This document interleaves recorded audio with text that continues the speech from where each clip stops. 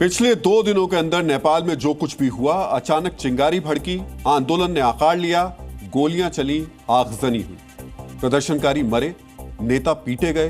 पिछले 14 महीने से सरकार चला रहे केपी शर्मा ओली को सत्ता छोड़कर भागना पड़ा। ये सब देखने में तो लगता है कि अचानक हो गया, लेकिन इस तख्ता पलट के पीछे 3 अहम किरदार हैं और अब उन 3 किरदारों की कहानी आपको विस्तार से बताते हैं। पहले हैं बालेंद्र शाह, जिन्हें लोग बालेन शाह भी कहते हैं। वो काठमांडू के मेयर हैं। दूसरे हैं सुदन गुरुंग, जो एक एनजीओ चलाते हैं।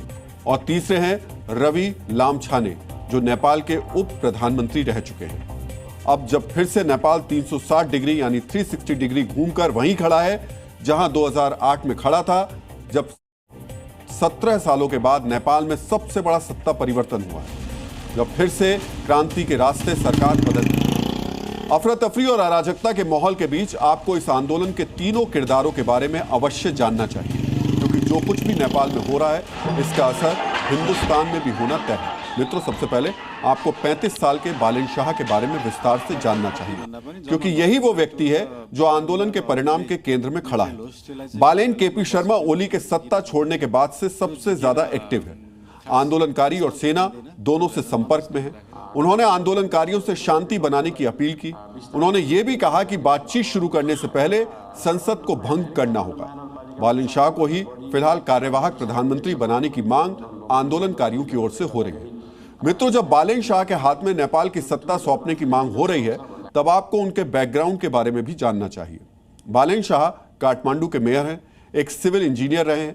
कर्नाटक के विश्वेश्वरैया प्रौद्योगिकी विश्वविद्यालय से उन्होंने इंजीनियरिंग की डिग्री ली है। वो एक रैपर भी रहे हैं, गाने गाए हैं। सोशल मीडिया के अलग अलग प्लेटफॉर्म्स जैसे फेसबुक, एक्स और इंस्टाग्राम पर 4 मिलियन से ज्यादा उनके फॉलोअर्स हैं। मित्रों, नेपाल की आबादी करीब 3 करोड़ है। उसके लगभग 14% लोग बालेन के उनको फॉलो करते हैं। जब से तख्ता पलट हुआ है, तब से बालेन शाह के फेसबुक पेज पर 2 लाख फॉलोअर्स बढ़ गए हैं। 2022 में बालेन शाह में वो राजनीति में आए। सिर्फ 32 साल की उम्र में काठमांडू में मेयर पद का चुनाव लड़ा और निर्दलीय जीत भी गए।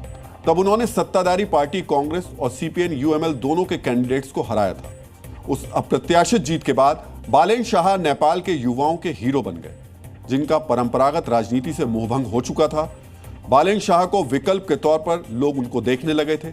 इस बीच 2023 में जब रामायण पर बनी फिर आदि पुरुष के डायलॉग्स को लेकर विवाद हुआ, तो काठमांडू में बालेन शाह ने विरोध का मोर्चा संभाला था।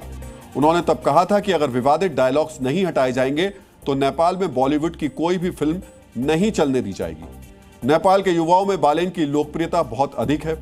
कई सालों से छात्रों के बीच छात्रवृत्ति बांटते हैं।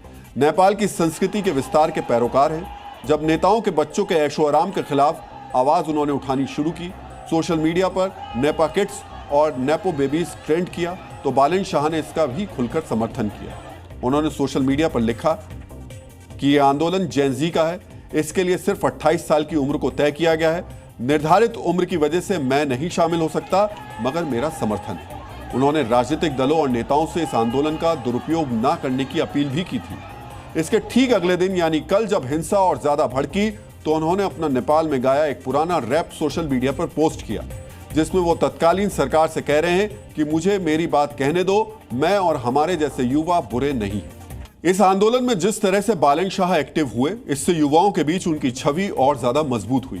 जाहिर है नेपाल के युवा बालेन में अपना राजनीतिक हीरो देखते हैं। नई पीढ़ी के नेतृत्व में जब नेपाल परिवर्तन की नई कहानी लिखने के लिए तैयार है, तो सत्ता परिवर्तन करने वाले जेन ज़ी की उम्मीद बालेन शाह पर टिकी हुई है। जी न्यूज़।